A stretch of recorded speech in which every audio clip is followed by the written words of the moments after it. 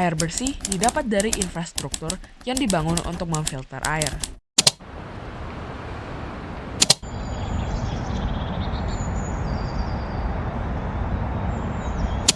Pertanyaannya adalah dengan apa infrastruktur tersebut dibangun?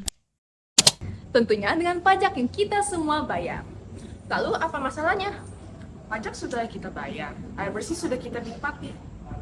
Tapi bagaimana dengan mereka? Mereka yang terpinggirkan kesulitan untuk mendapat akses air bersih.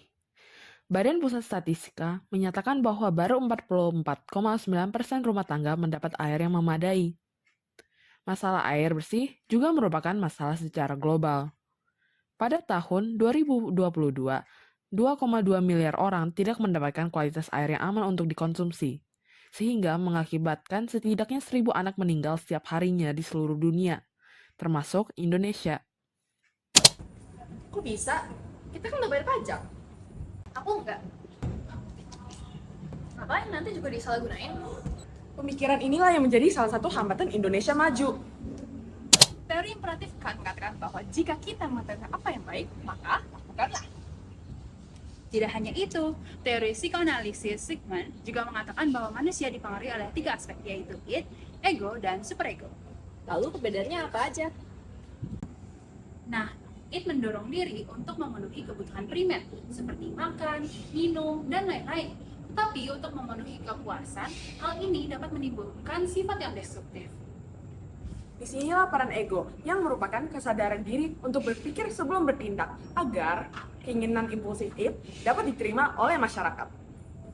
Terakhir, superego merupakan bagian dari moral diri manusia yang dapat membedakan mana yang baik dan juga salah. Benar, kamu ngerti kok? Emang apa hubungannya teori tersebut dengan bayar pajak? Bukannya itu nggak bakalan berubah apapun. Kalau misalnya uang yang kita kasih ke pemerintah bakalan tetap disalahgunain.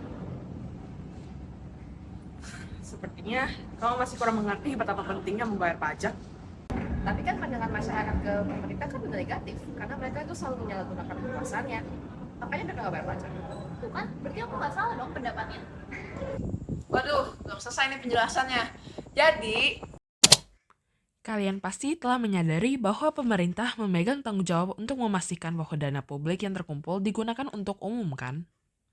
Nah, dalam teori imperatif kan, tanggung jawab itu kewajiban yang wajib dilakukan dengan baik dan benar. Seperti penyediaan infrastruktur sanitasi dan air bersih yang menggunakan dana publik. Pemerintah harus memberikan contoh yang baik kepada masyarakat dengan melaksanakan kewajiban mereka. Tetapi, ketika keinginan untuk memperkaya diri melanda, maka pada teori psikoanalisis Freud, id dan ego akan mendominasi sehingga superego atau suara hati terabaikan. Jangan sampai generasi muda terbawa arus dan menerapkan sikap buruk ini. Oleh karena itu, kita harus menghentikannya. Bagaimana caranya? Dengan meningkatkan superego yang positif, kita dapat menghentikan sikap id dan ego yang negatif, sehingga dapat mengubah perbuatan buruk dan membuka jalan dengan pemikiran yang baru dan benar. Nah, gak cuma pemerintah aja nih yang harus melakukan tanggung jawabnya dengan baik, tapi kita sebagai masyarakat Indonesia juga harus melakukan tugas dan tanggung jawab kita dengan wajib membayar pajak untuk dapat meratakan pendidikan, kesehatan, infrastruktur, dan juga bantuan sosial bagi yang membutuhkan. Jangan lupa ya, sesuai dengan teori imperatif kan, bila kita membayar pajak, maka kebaikan sudah kita lakukan kepada warga negara Indonesia. Thanks guys, sekarang aku udah ngerti. Ingat, sebagai penerus bangsa, kita wajib mengelola dan membayar pajak dengan baik. untuk membangun infrastruktur supaya setiap orang bisa menikmati manfaat air bersih.